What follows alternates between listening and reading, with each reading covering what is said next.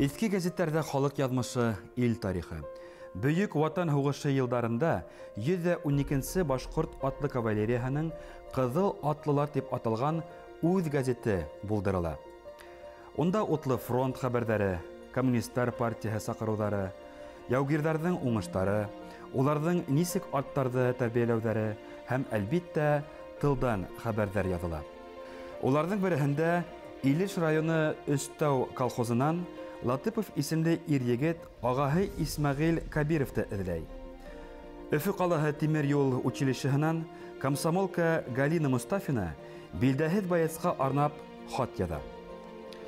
Ул булай әйтә: "Һаумыгыз кадерле билдәһез баяц. Мин һезне белмәем, ләкин шуга нык ышанам.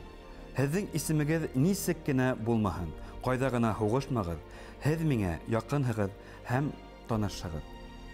Һез белегез, һезнең артта күп миллионлы совет халкы, һөекле тыуган илебез."